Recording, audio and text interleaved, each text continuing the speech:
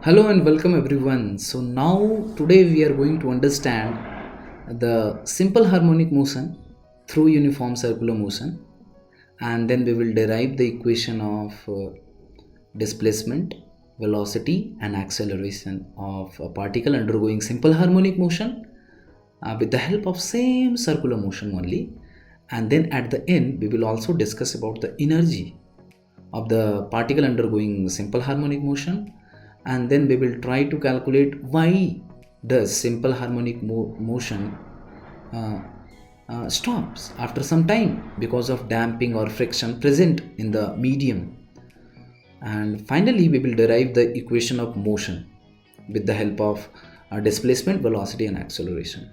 So let us begin the understanding here. If you remember in a childhood, if you have done this small playing activity in which we used to attach a ball, circular ball, with a string and try to revolve it in a plane, so it used to make a uniform circular motion. And if you look it from the top, it will appear like a body undergoing a circular motion uniformly. And if you look the same moving ball from a plane parallel to the diameter, or a plane viewed edge on, means in the parallel, just like in this case you can see this is the moving ball's plane, okay, and if it is viewed in a plane very much parallel to the diameter, so in that plane you will see that the particle P is undergoing simple harmonic motion, okay, and in that you will see there is a mean position and there is an extreme position plus r, and there is another extreme position minus r, where r is the radius of the circle. All right, so the same thing is written here. The projection of uniform circular motion on a diameter of the circle follows simple harmonic motion. All right, so I read it again. The projection of uniform circular motion on any diameter of the circle will follow simple harmonic motion. So although if you see there are a lot of similarity between simple harmonic motion and uniform circular motion, but there is too much difference because both are different types of motion. One is circular motion and another is oscillatory motion. They have different equations and different types of forces being applied on them. But one thing you can be sure that both are being applied by a force towards their mean position or the center. In the circular motion, there is a centripetal force which is being applied on the body towards the center, and in simple harmonic motion, the force is always being applied. Suppose if the ball is moving from this position to the mean position, and this from mean position to another extreme position, and from extreme position to mean position, and from mean position to another extreme position. So in that case, at any position the force is being applied always on the body, and that is always towards the center. Wherever it goes, it is always towards the center, okay. And in the circular motion also, the force is always directed towards the center, okay. So now we are trying to derive the equation of simple harmonic motion, how to derive the displacement. So the same concept we are going to discuss again here, that simple harmonic motion equation we can derive when we take the projection of a particle undergoing circular motion on a diameter. So let us take a circle. Now we are taking a circle of radius a, okay, this is a circle of radius a, and now here this is a particle P. Now I call this particle as a reference particle, all right, and the circle which it makes through its circular motion can be said as a reference circle, okay, because these particle and reference circle helps me to understand simple harmonic motion. Now this particle P is undergoing circular motion with an angular speed of omega. I hope you understand angular speed omega. See, there is angular speed, whenever it is said, it is equal to rate of change of angle, d theta upon dt. Okay, all right. Now I hope you must have studied in mathematics, in geometry, that arc length, if arc length is x, it is equal to radius times the angle it subtends at the center. Okay, so this equation you must have studied, x is equal to r theta, and if you differentiate this equation, you get dx upon dt, which is equal to tangential velocity is equal to r into d theta dt, which is equal to omega. So these two equations are also valid in circular motion. Okay, so here this is my initial position. Okay, and initially the particle p is making an angle of phi at the center with x-axis. Now this is my x-axis. So if we take the projection of particle p undergoing this circular motion on x-axis, so this will be equal to OP dash. Okay, and OP dash can be written as x at any time t. So initially at time t is equal to 0, at x time t is equal to 0, I can say that it is equal to a cos phi, simple. Okay, but at any time t, if it is being asked to write the equation of equation of position, then xt can be written as, see, the radius will remain same, a, and cosine of, now the angle will change with respect to time, and it will be after time t, it will undergo a change of omega t. Okay, because omega t is the change in angle, and initial angle was phi, so we have to add that also. So xt is equal to a cos omega t plus phi is the defining equation of SHM. Now as I said, you can take projection on any of the diameter of the circle. So you can take the projection of particle p on y-axis also, or on any random axis, no problem. And if you take the projection of particle p on y-axis, the equation will slightly change. Now this angle we know, this is 90 degree minus phi. So yt can be written as a cosine of 90 degree minus phi. This was the initial angle, and it will change by certain angle omega t, so that also we have to subtract from 90 degree. Okay, so after subtracting that, we will get 90 degree minus phi minus omega t. Okay, so yt will finally comes out to be a sine omega t plus phi. Okay, ठीक है. So this is how we calculate the displacement xt and yt of a particle undergoing SHM by taking projection on x-axis and y-axis. Okay, and this particle p and circle, as I said, it's called reference particle and reference circle. So now let us calculate the velocity in simple harmonic motion after calculating the displacement. So as we have discussed that tangential velocity v is equal to omega times the radius, and here radius is equal to a. Okay, for the reference circle. So this is tangential velocity, which is in the direction tangent to the circle at this point p only. And if you see at any time t, the angle subtended by this particle p on this x-axis will be omega t plus phi, and from the geometry you can calculate, this is very easy to calculate. This is omega t plus phi, and this will also be equal to omega t plus phi, and subsequently this will be equal to 90 degree minus omega t minus phi, so this will come out to be equal to omega t plus phi. Okay, so now we have to calculate the projection of this velocity on x-axis.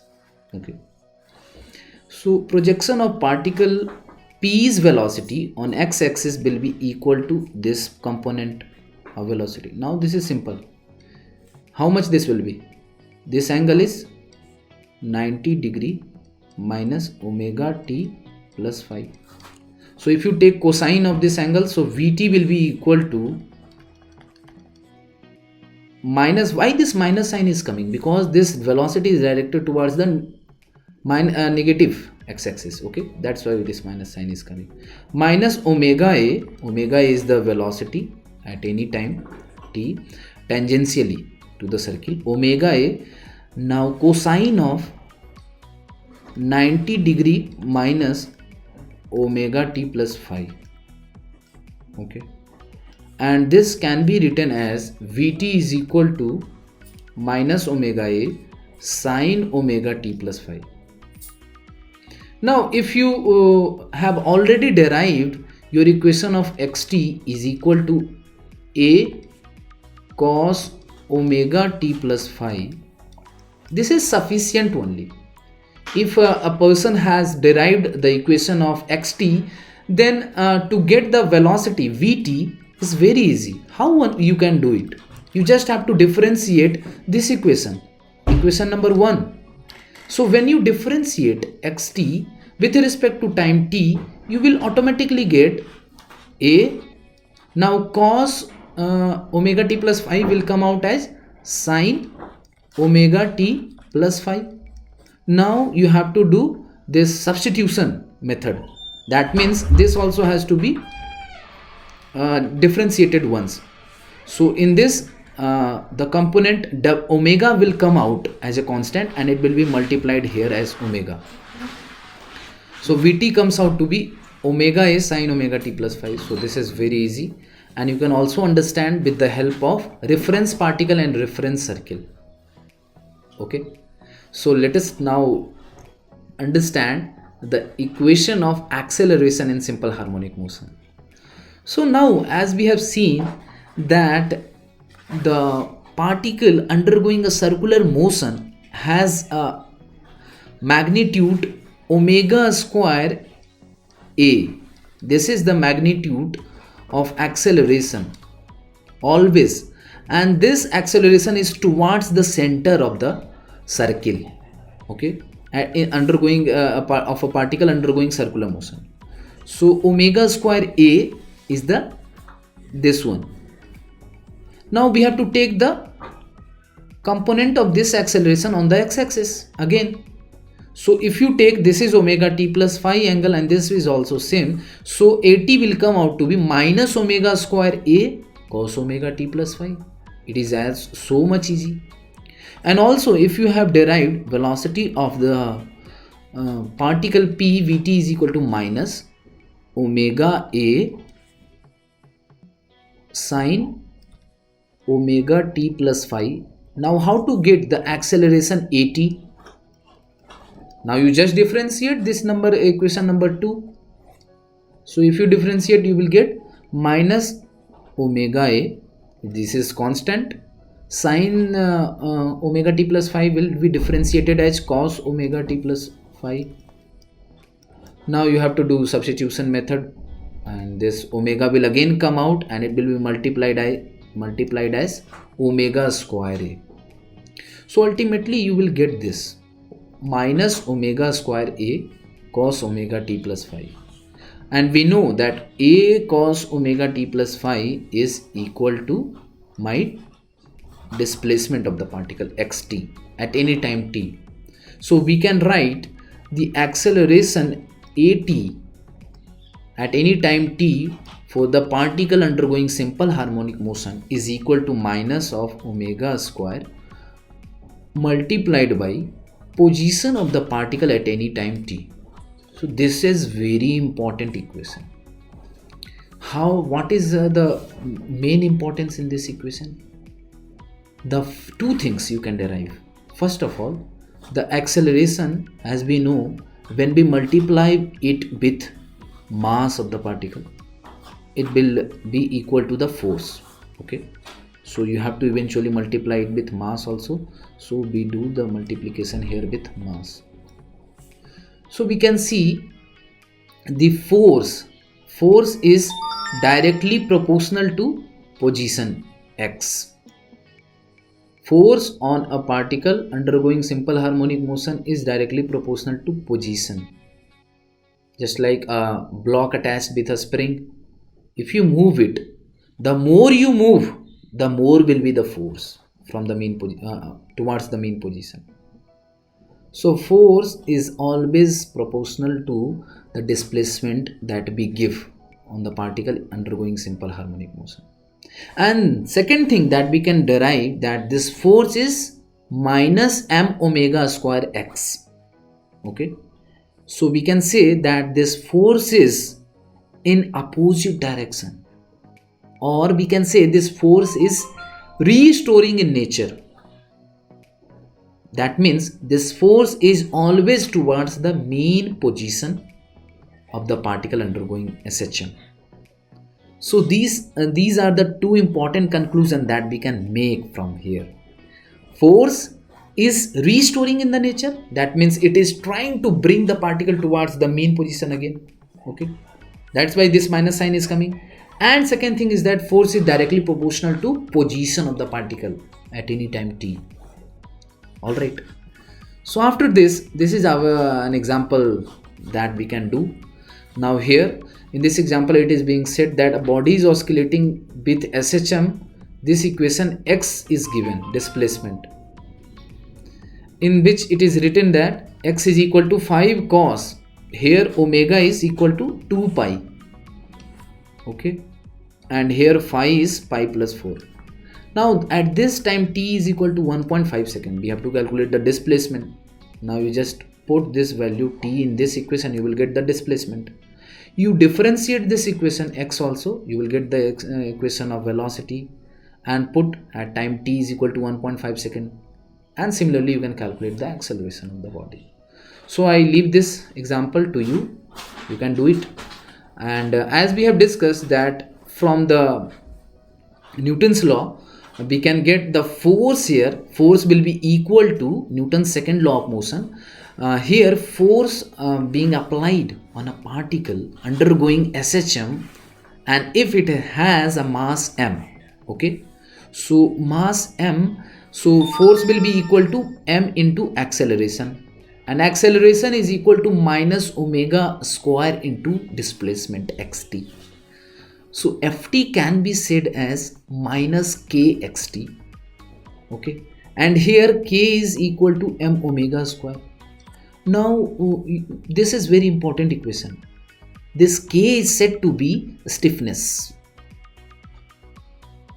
Stiffness, try to remember this term is very important.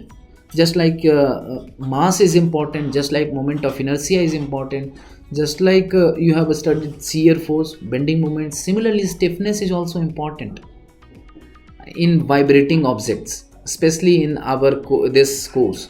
So stiffness, this is very important, and fundamentally this denoted by k, and it is equal to mass into omega square. Here omega is the angular speed. Okay, so we can write omega is equal to root under k upon m. Okay, so omega can be derived from this simple equation, root under k upon m. M is the mass and k is the stiffness. Now stiffness is constant for a body and mass is also constant. Okay, so this frequency, angular speed, will also come out to be constant for a body. But it depends, we will discuss what happens when there is some external frequency and internal frequency, and when they matches together there is a condition of resonance also. So that we will discuss. So for now you can understand this force is equal to minus kxt. Now you must have studied in a spring. If there is a spring, and if I ask how much force will be there in the spring, initially force will be equal to 0 because we have not given any displacement. Later on force will be equal to kx. Okay, if we have given a displacement x and the stiffness has got a spring constant of k. Okay, k is the spring constant, so f will be equal to kx. But better if you write f is equal to minus kx. This is more better, because f is always, if you give displacement positive, it will be directed towards negative. And if you give a negative displacement, the force will be directed towards positive. So force is in always opposite direction to the displacement, but proportional to the displacement. So the same thing is here written again. The force is always directed towards mean position, and that's why it is called restoring force in SHM. So this is a block. Here M is the mass of the block. This is example number 4, so I leave it to you. And it is attached with two springs of spring constant K. So stiffness is directly given to you. Okay. Now if the mass is displaced from its equilibrium position, this is equilibrium position, and if it is displaced from this point to this point,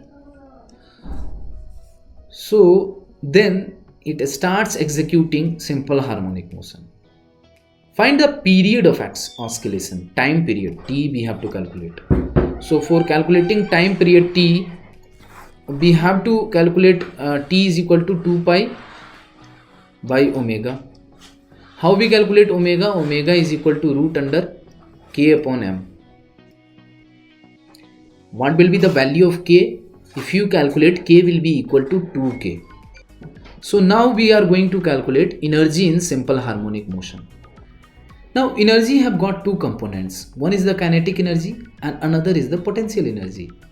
And you must have done the conservation of energy in many of the problems given in the physics. So similar thing is here also. Here kinetic energy K is equal to half mv square, and potential energy Ux is calculated as half kx square. K is the stiffness on the spring constant. So you can see here both kinetic and potential energy of a particle in SHM vary between 0 and their maximum values. So here as we see in the equation of kinetic energy, it will be equal to half m. Now v square is equal to a square omega square sine square omega t plus phi. Now this sine square omega t plus phi varies from 0 to 1. So we can say that this kinetic energy K will also vary between 0 to their maximum value, and maximum value will be equal to half m omega square a square. Okay, and now we know that K is equal to m omega square, so we can write that kinetic energy Ke will be equal to half K a square sine square omega t plus phi. Okay, because we have replaced this stiffness is equal to m omega square.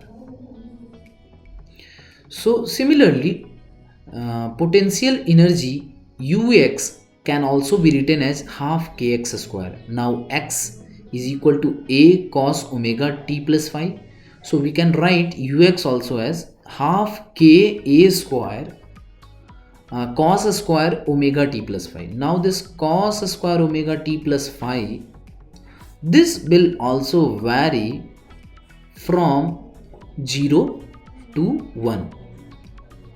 So potential energy will also become 0 at some points and it will become maximum at some points. And the period of both K and U is T by 2 if T is the period of oscillation.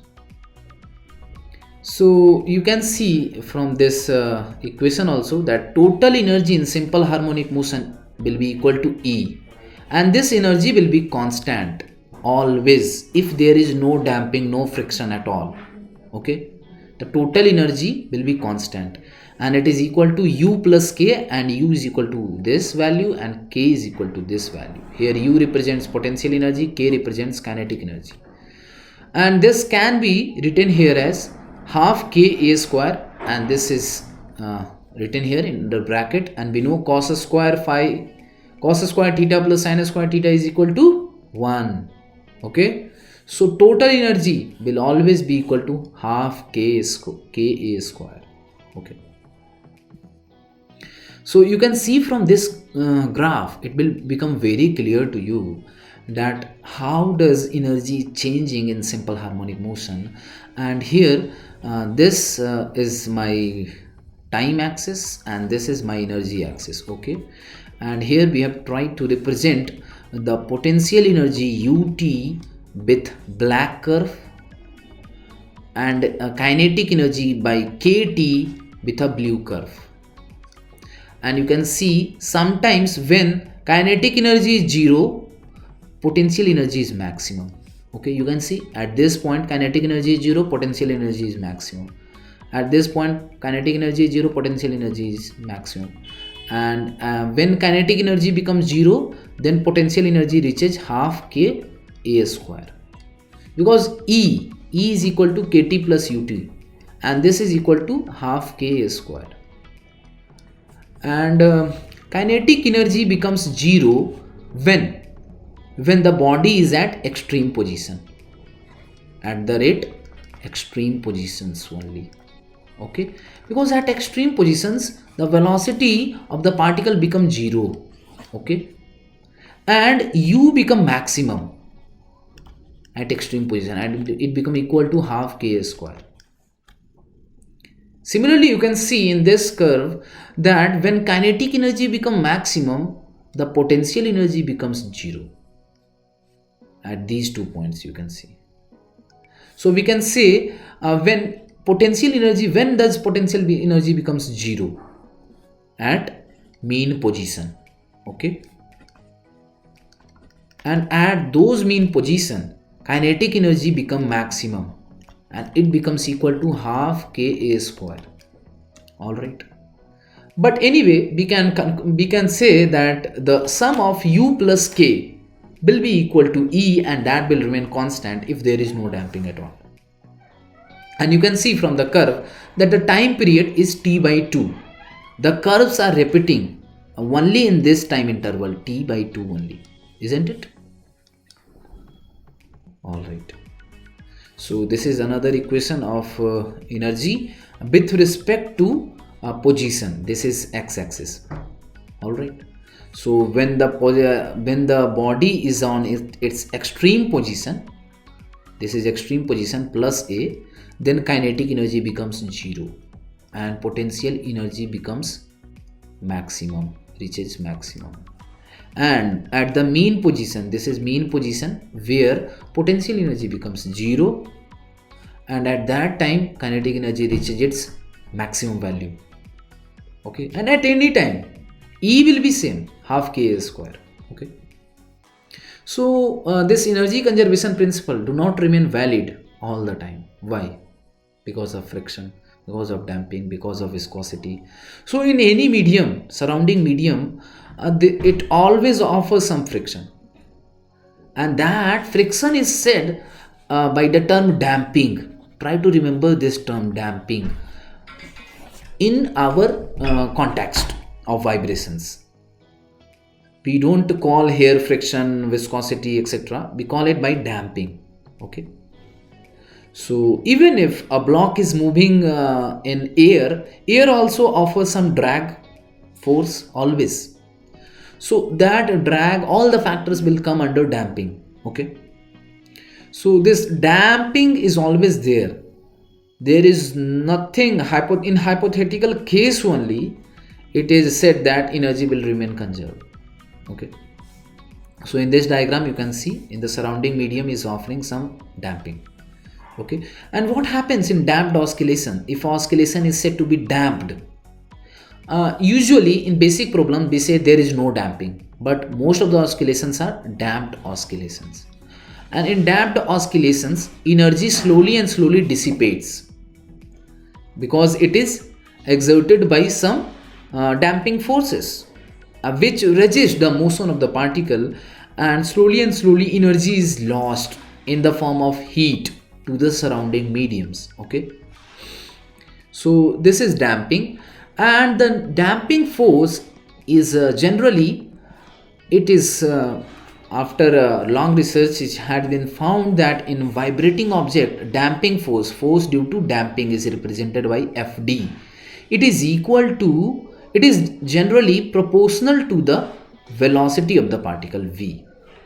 So this is very important to remember.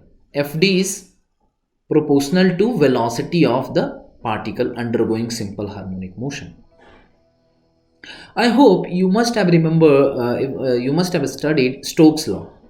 Stokes law is a law which is applied to a circular ball which is falling in the water, and we have derived how we find out the time it takes to reach the bottom, and there we apply Stokes law. And in Stokes law, when it is the drag force has to be calculated, it is also proportional to velocity. Okay, so the same thing is here, and I would like to say that this is also in the opposite direction, minus v. Okay, why opposite to the direction of velocity? Because the force is resisting the motion of the particle. Okay, now if we have to write the magnitude of this fd can be written as minus c into v. Now this c is damping constant. Okay, damping constant, and this depends on the medium, on the body, and on the entire vibrating situations and scenario. Okay, so this c has to be calculated, and it mostly depends on the characteristic of the medium. Okay, so this is about the damping force which is always there on vibrations. So when we are asked to write the general equation of force, that means now we have to write all the forces that is being exerted on an object undergoing simple harmonic motion. One is the internal forces and one is the external forces, and external forces includes here two forces, one because of damping and another because of stiffness.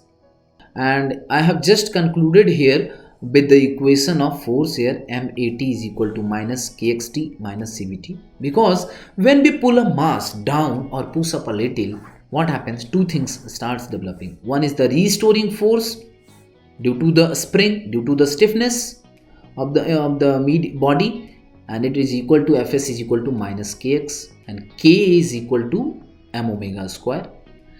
And also there is damping force fd, okay, which is equal to minus cv.